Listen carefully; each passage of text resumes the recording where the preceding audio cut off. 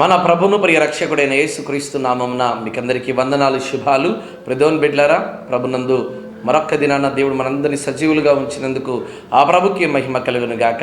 ఈ దిన దేవుని వాక్కును మనం ఆలోచన చేద్దామా? కీర్తన గ్రంథము 91వ అధ్యాయం 10వ వచనం, ఏ తెగులు నీ గుడారమున సమీపించదు. ప్రదోన్ బిడ్లారా, ఎటువంటి తెగులైనా సరే, ఎటువంటి సమస్య అయినా సరే నీ గుడారములో దేవుడు సమీపించేటువంటి వాడిగా లేడు.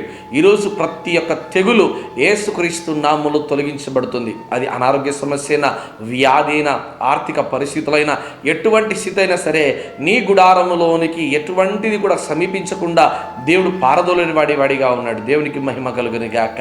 ప్రదోన్ బిడ్లరా, అయితే ఒక విషయాన్ని గమనించుదాము.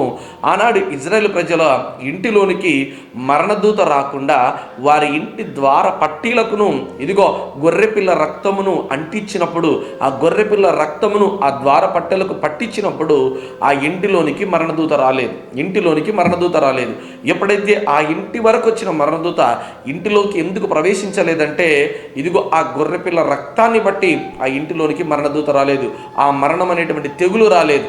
ఈరోజు నీ కుటుంబంలోనికి అనేకమైన తెగులు వస్తున్నాయంటే కారణం నీ ఇంటికి, నీ హృదయానికి, నీ జీవితానికి ఆ గొర్రెపిల్ల రక్తం లేదు. ఎవరు ఆ గొర్రెపిల్ల అనగా మన ప్రభువైన యేసుక్రీస్తు ప్రభువారే. వదకు తేబడిన గొర్రెపిల్ల మౌనంగా ఉన్నట్టు మన యేసుక్రీస్తు ప్రభువారు గొర్రెపిల్లగా ఈ లోకాన్ని దిగివచ్చి తన బిడ్డల కొరకును రక్తం ధారబోసినటువంటి వాడిగా ఉన్నాడు.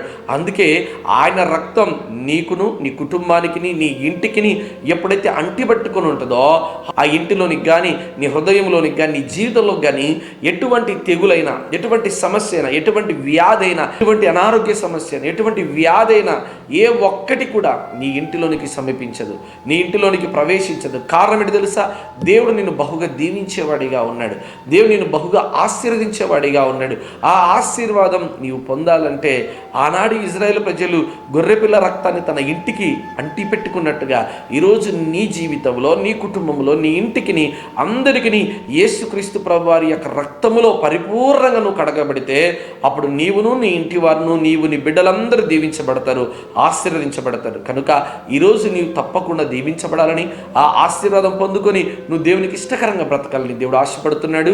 ఎటువంటి తెగులు కూడా నీ గుడారంలో సమీపించదు. ఎటువంటిది కూడా నీ కుటుంబంలోనికి రాకుండా దేవుడు భద్రముగా నేను సురక్షితంగా కాచి కాపాడునుగాక. ఆమేన్.